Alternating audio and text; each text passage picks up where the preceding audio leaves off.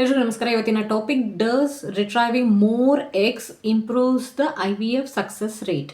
ಅಂದರೆ ಜಾಸ್ತಿ ಎಗ್ಸ್ನ ರಿಟ್ರೈವ್ ಮಾಡಿದ್ರು, ಜಾಸ್ತಿ ಎಗ್ಸ್ನ ರಿಟ್ರೈವ್ ಮಾಡ್ಕೊಂಡಿದ್ದಾರೆ IVF ಪ್ರಾಸೆಸ್ ಟೈಮಲ್ಲಿ ಅಂತಂತಂದರೆ IVF ಸಕ್ಸಸ್ ಆಗೋ ರೇಟ್ ಜಾಸ್ತಿ ಆಗುತ್ತಾ? ಅಂದರೆ ಸಕ್ಸಸ್ ರೇಟ್ ಡೈರೆಕ್ಟಾಗಿ ನಂಬರ್ ಆಫ್ ಎಗ್ಸ್ ಏನು ರಿಟ್ರೈವ್ ಮಾಡ್ಕೊಂಡಿರ್ತಾರಲ್ಲ ಅದಕ್ಕೆ ಕನೆಕ್ಟ್ ಆಗಿದೆನಾ ಅಂತ ಕೇಳಿದರೆ ಖಂಡಿತವಾಗ್ಲೂ ಕನೆಕ್ಟ್ ಆಗಿದೆ. ಹೇಗೆ ಕನೆಕ್ಟ್ ಆಗಿದೆ ಅಂತಂತಂದರೆ, ಮೋರ್ ಎಗ್ಸ್ ಅಂತಂತಂದವಾಗ more normal and healthy mature eggs possibility ಇರುತ್ತೆ. ಅಂದರೆ ಒಂದು ಲಮ್ಸಮ್ ನಂಬರ್ ತೊಗೊಂಡ್ರೆ, ಒಂದು 13 or 14 ನಾರ್ಮಲ್ ಎಗ್ಸ್ನ ರಿಟ್ರೈವ್ ಮಾಡಿಕೊಂಡ್ರೆ ಅದರಲ್ಲಿ ಮಿನಿಮಮ್ 10 or 12 ಮೇಚರ್ ಹೆಲ್ದಿ ಎಗ್ಸ್ನ ಇತ್ತು ಅಂತಂದರೆ ಅದರಿಂದ ಒಂದು genetically normal healthy embryo form ಆಗೋ ಚಾನ್ಸಸ್ ಇರುತ್ತೆ.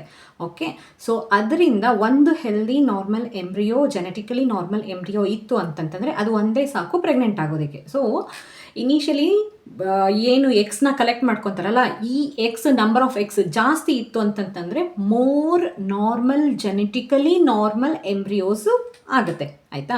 ಇನ್ಸ್ಟೆಡ್ ಆಫ್ 1, 2, 3, 4 ಎಷ್ಟು ಬೇಕಾದ್ರೂ ಜೆನೆಟಿಕಲಿ ನಾರ್ಮಲ್ ಆಗಿರುವಂತಹ ಹೆಲ್ದಿ ಆಗಿರುವಂತಹ ಎಂಬ್ರಿಯೋಸ್ ಫಾರ್ಮ್ ಆಗುತ್ತೆ. ಸೊ ಎಷ್ಟು ಎಂಬ್ರಿಯೋ ಹೆಲ್ದಿ ಆಗಿರೋ ಎಂಬ್ರಿಯೋಸ್ ಫಾರ್ಮ್ ಆಗುತ್ತೆ ಅಷ್ಟು ಪ್ರೆಗ್ನೆನ್ಸಿಸ್ ಪಾಸಿಬಿಲಿಟಿ ಇರುತ್ತೆ. ಓಕೆ, ಒಂದು ಮಗು ಆಗೋದಕ್ಕೆ ಒಂದು ಎಂಬ್ರಿಯೋ ಬೇಕು. ಓಕೆ, ಸಪೋಸ್ ಅದು ಫೇಲ್ ಆದ್ರೂ 2 ಎಂಬ್ರಿಯೋ ಹಾಕಿದರೆ ಒಂದು ಫೇಲ್ ಆಯಿತು ಅಂತಂತಂದರೆ ಇನ್ನೊಂದಾದರೂ ಸಕ್ಸಸ್ ಆಗುವಂತಹ ಚಾನ್ಸಸ್ ಇರುತ್ತೆ.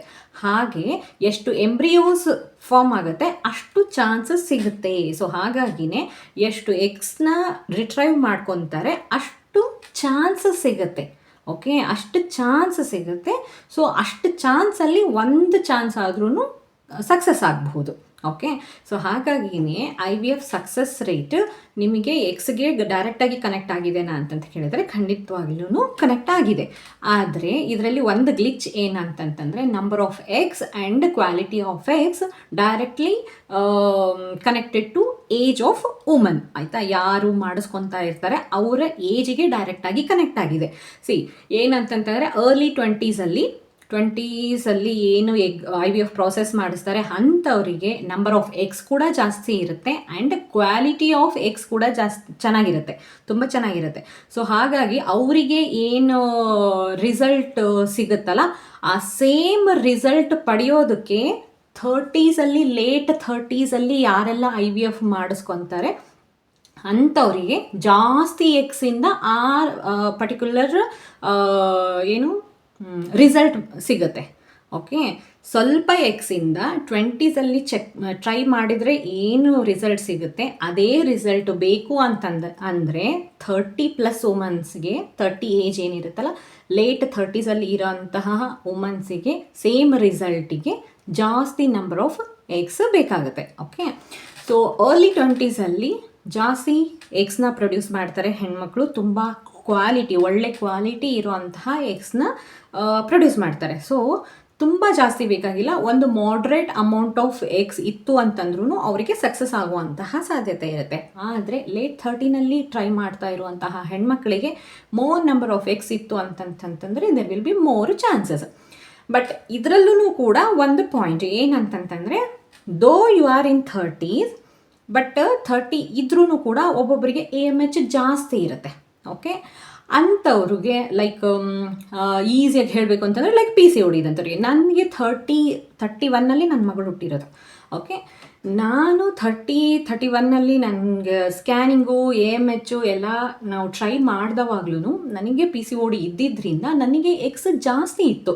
ಯಾಕಿತ್ತು? PCOD ಇತ್ತಲ್ಲ, ಸೊ ಹಾಗಾಗಿ ನನಗೆ ಜಾಸ್ತಿ ಇತ್ತು. So those who are in 30 age then also ಅವರ ಎಗ್ ಕೌಂಟು ತುಂಬ ಜಾಸ್ತಿ ಇದೆ ಅಂತಂದರೆ ಅವರಿಗೆ ಈ ಥರದ್ದು ಏನಾದರೂ ಪ್ರಾಬ್ಲಮ್ ಇರುತ್ತೆ and eventually egg quality won't be good. Okay, egg quality is directly connected to age ಜಾಸ್ತಿ ಆಗ್ತಾ ಹೋದಂಗೆ ಕ್ವಾಲಿಟಿ ಕಮ್ಮಿ ಆಗ್ತಾ ಬರುತ್ತೆ. 20s ಜಾಸ್ತಿ ನಂಬರ್ ಆಫ್ ಎಗ್ಸ್ ಏನು ಬೇಕಾಗಿಲ್ಲ, ಕನ್ಸಿಡ್ರಬಲ್ ಅಮೌಂಟ್ ಆಫ್ ಎಗ್ಸ್ ಇತ್ತು ಅಂತಂತಂದ್ರೂ ಅವ್ರಿಗೆ ಬೇಕಾಗಿರುವಂತಹ ರಿಸಲ್ಟ್ ಸಿಗೋ ಸಾಧ್ಯತೆ ಇರುತ್ತೆ. ಆದರೆ 30s ಇರೋಂತಹ ಲೇಟ್ 30s ಇರೋಂತಹ ಹೆಣ್ಮಕ್ಳಿಗೆ ಸೇಮ್ ರಿಸಲ್ಟ್ ಬೇಕು ಅಂತಂದ್ರೂ, ಒಂದು ಮಗು ಬೇಕು ಅಂತಂತಂದ್ರೂ ಮೋರ್ ನಂಬರ್ ಆಫ್ ಎಗ್ಸ್ ಬೇಕಾಗುತ್ತೆ. ಯಾಕೆ ಅಂತಂದರೆ more number of eggs will give you more chances. ಯಾಕೆ ಅಂತಂತಂದರೆ ಮೋರ್ ಎಗ್ಸ್ ಇತ್ತು ಅಂತಂತಂದರೆ more possibility of having one healthy embryo. Okay, so ಎಷ್ಟು ಹೆಲ್ದಿ ಎಂಬ್ರಿಯೋಸ್ ಫಾರ್ಮ್ ಆಗುತ್ತೆ ಅಷ್ಟು ಪ್ರೆಗ್ನೆನ್ಸಿ ಪಾಸಿಬಿಲಿಟಿ ಇರುತ್ತೆ. ಓಕೆ, ಸೊ ಹಾಗಾಗಿ IVF ಸಕ್ಸಸ್ ಆಗಬೇಕು ಅಂತಂತಂದರೆ ಅದು ಡೈರೆಕ್ಟಾಗಿ ಎಗ್ ರಿಟ್ರೈವ್ ಏನು ಮಾಡ್ಕೊತಾರಲ್ಲ ಅದಕ್ಕೆ ಕನೆಕ್ಟ್ ಆಗಿದೆನಾ ಅಂತ ಕೇಳಿದರೆ ಖಂಡಿತವಾಗ್ಲೂ ಕನೆಕ್ಟ್ ಆಗಿದೆ. ಹೇಗೆ? ಮೋರ್ ನಂಬರ್ ಆಫ್ ಚಾನ್ಸಸ್ ಕೊಡುತ್ತೆ. ಮೋರ್ ಎಗ್ಸ್ನ ರಿಟ್ರೈವ್ ಮಾಡಿಕೊಂಡ್ರೆ there will be more chances, there will be more options to choose. ನೀವು ಬರೀ 2 ಎಗ್ಸ್ನ ರಿಟ್ರೈವ್ ಮಾಡ್ಕೊಂಡಿದ್ದಾರೆ, ಆ 2 ಎಗ್ಸಲ್ಲಿ ಕ್ವಾಲಿಟಿ ಏನು ಅಂತಹ ಚೆನ್ನಾಗಿಲ್ಲ ಅನ್ನೋ ಹಂಗಿತ್ತು. ಒಂದು ಸ್ವಲ್ಪ ಸಿಂಪಲಾಗಿ ಹೇಳ್ತೀನಿ, ಒಂದು A ಗ್ರೇಡ್ ಇದೆ, ಒಂದು B ಗ್ರೇಡ್ ಇದೆ ಅಷ್ಟೇ, ಒಂದು A ಒಂದು B ಅಷ್ಟೇ ಇದೆ ಅಂತಂತಂದರೆ always what you will prefer A grade embryo ಅಂತ ಅಂದ್ಕೊಳ್ಳಿ. ಓಕೆ, ಅದೇ ಏನಾದರೂ 4-5 ಇದ್ದು ಅದರಲ್ಲಿ ನಿಮಗೆ ಬೇರೆ ಬೇರೆ ಕ್ವಾಲಿಟಿ ಇತ್ತು ಅಂತಂದರೆ ವಿಚ್ ಈಸ್ ಟಾಪ್ ಮೋಸ್ಟ್ ಅದನ್ನು ಸೆಲೆಕ್ಟ್ ಮಾಡ್ಕೊತೀರ.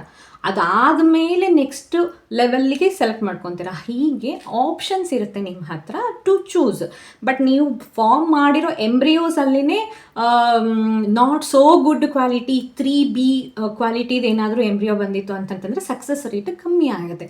ಸೊ ಹಾಗಾಗಿ ಎಷ್ಟು ಎಗ್ಸ್ನ ರಿಟ್ರೈವ್ ಮಾಡ್ಕೊತಾರೆ ಅಷ್ಟು ಚಾನ್ಸಸ್ ಜಾಸ್ತಿ ಇರುತ್ತೆ ಹೆಲ್ದಿ ಎಂಬ್ರಿಯೋಸು ಫಾರ್ಮ್ ಆಗೋದಕ್ಕೆ. ಸೊ ಯಾವಾಗ ನಿಮ್ಮ ಹತ್ರ ಎಂಬ್ರಿಯೋಸು ತುಂಬ ಆಪ್ಷನ್ಸ್ ಇರುತ್ತೆ ಆವಾಗ doctors can choose which is best for you ಅನ್ನೋದನ್ನು ಚೂಸ್ ಮಾಡಿಕೊಂಡು ಹಾಕೋದಕ್ಕೆ ಸಾಧ್ಯ ಆಗುತ್ತೆ ಡಾಕ್ಟರ್ಸಿಗೆ. ಸೊ ನೀವು ಕನ್ಸೀವ್ ಆಗುವಂತಹ ಸಾಧ್ಯತೆ ಕೂಡ ಜಾಸ್ತಿ ಆಗುತ್ತೆ.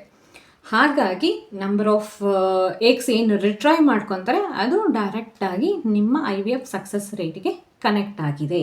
ಓಕೆ, ಇದ್ರ ಬಗ್ಗೆ ಮತ್ತೇನಾದರೂ ಡೌಟ್ಸ್ ಇತ್ತು ಅಂತಂದರೆ ಕಮೆಂಟ್ ಬಾಕ್ಸಲ್ಲಿ ತಿಳಿಸಿ, ಖಂಡಿತವಾಗ್ಲೂ ಉತ್ತರ ಕೊಡೋದಕ್ಕೆ ಟ್ರೈ ಮಾಡ್ತೀನಿ. ಆ್ಯಂಡ್ ಈ ವಿಡಿಯೋ ನಿಮಗೆ ಇನ್ಫಾರ್ಮೇಟಿವ್ ಅಂತ ಅನ್ನಿಸ್ತಂದರೆ ಲೈಕ್ ಮಾಡಿ, ಕಮೆಂಟ್ ಮಾಡಿ ಆ್ಯಂಡ್ ಶೇರ್ ಮಾಡಿ. ಆ್ಯಂಡ್ ನನ್ನ ಚಾನಲ್ನ ಸಬ್ಸ್ಕ್ರೈಬ್ ಕೂಡ ಮಾಡಿ. ಧನ್ಯವಾದ.